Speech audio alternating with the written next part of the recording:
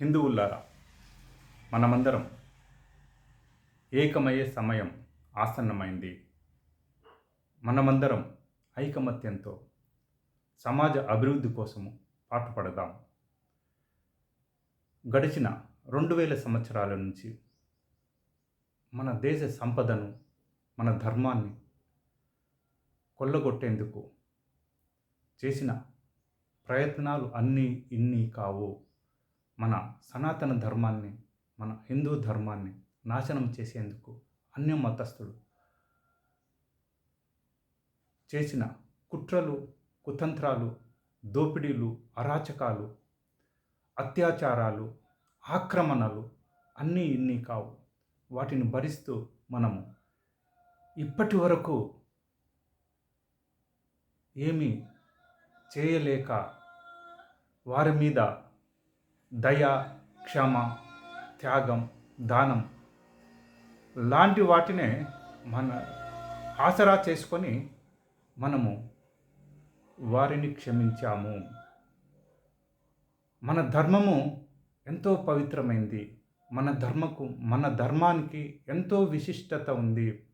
మన ధర్మము మనలను మానవత్వం, మానవ విలువలు, మానవ సంబంధాల వైపు తీసుకుపోయిందే తప్ప రాక్షసత్వము, అరాచకాలు, అలజడులను సృష్టించేందుకు మన ధర్మము మనలను ఎప్పుడూ అడ్డదారిలో తీసుకుపోలేదు.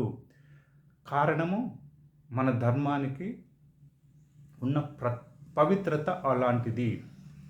కావున మనము మన పవిత్రతను కాపాడుకోవాలంటే తప్పనిసరిగా అన్యాయాన్ని, అధర్మాన్ని, అవినీతిని, దుర్మార్గాలను, అత్యాచారాలను, బలాత్కారాలు లాంటి వాటిని మనం ఎదిరించాలి. దానికి మనకు కావలసింది శక్తి, సామర్థ్యము, శౌర్యము. ఇలాంటివి మన దగ్గర పుష్కలంగా ఉన్నాయి. కావున మనమందరము ఏకమై ఐకమత్యంతో స్థిరంగా, దృఢంగా, నిశ్చలంగా తయారై సత్యాన్ని, విశ్వాసాన్ని ఆసరా చేసుకొని ప్రేమ అనే ఆయుధంతో సమాజ శ్రేయస్సు కోసం మనము పాటుపడదాం.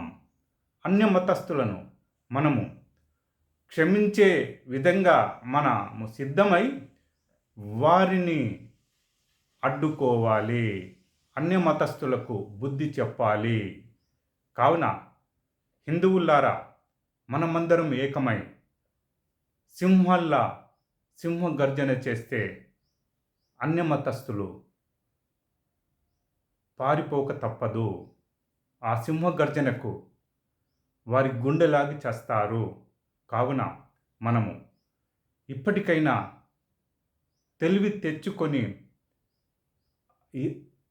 ఐకమత్యంతో మనమందరము కలిసి మెలిసి జీవిస్తే అన్య మతస్థులు పారిపోతారు. అన్య మతస్థులకు మనము హెచ్చరిక జారీ చేద్దాం. ఖబర్దార్ అని మా మతాన్ దగ్గరికి, మా సనాతన ధర్మం దగ్గరికి ఎవరు వచ్చినా వారి అంతు చూస్తాం అని హెచ్చరిద్దాం. భారత్ మాతాకి జై.